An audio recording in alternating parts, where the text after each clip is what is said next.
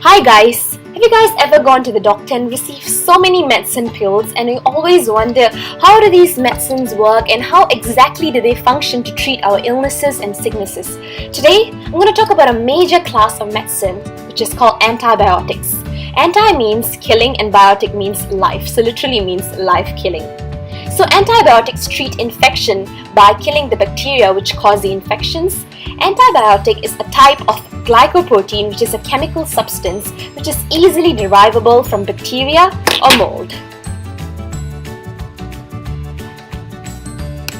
So how are antibiotics found? In 1928, a famous scientist called Alexander Fleming found that penicillin, a glycoprotein, was able to stop the growth of a bacteria called staph, which caused many sicknesses at the time. So this is the birth of antibiotics. So how do exactly antibiotics work? Antibiotics work by two main different ways, which is called bactericidal and bacteriostatic. Bactericidal works by killing the bacteria itself, while bacteriostatic works by preventing the cell from further reproducing. So how exactly do bactericidal antibiotics work?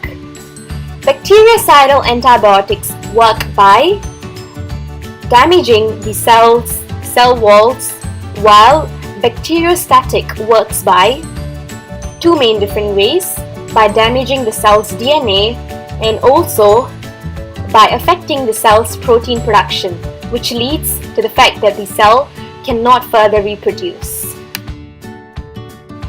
On that basis, I'm going to divide the antibiotics into three different classes: beta-lactam antibiotics, quinolones, and macrolides. Beta-lactam antibiotics work by destroying the cell's cell wall, thus leading to the death of the bacteria cell. The cell wall formation is inhibited by the antibiotics. Thus, this leads to the fact that there's no cell wall. Hence, the cell will burst. That's why it's called bactericidal antibiotics. Thus, the cell won't be able to survive anymore. This shows a picture of the cell bursting. Penicillin is a common form of beta-lactam antibiotic which is used to treat many infections such as ear infections. Next up, I'm going to talk about quinolones.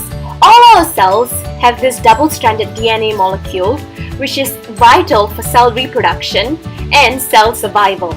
What these quinolones do is basically they break up this DNA molecule and prevent the DNA molecule from rejoining together.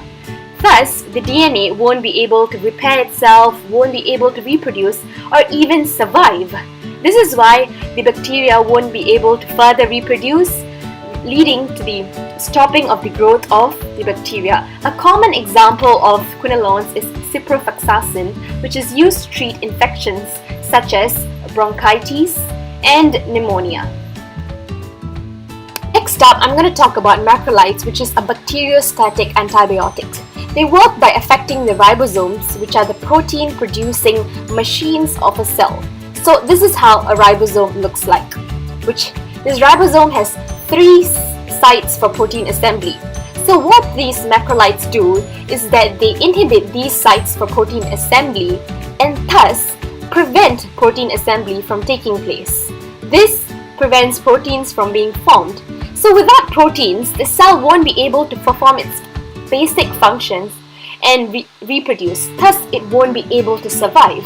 A common example of macrolides is erythromycin, which is used to treat many bacterial infections such as respiratory tract infections and skin infections. Finally, I'm going to talk about the negative impacts of using antibiotics. The overuse of antibiotics can lead to a serious problem, which is basically the formation of superbugs. Superbugs is a type of antibiotic-resistant bacteria which has arisen from mutations. So basically, it means that bacteria cannot be killed by antibiotics and thus infections cannot be treated. Doesn't it sound dangerous?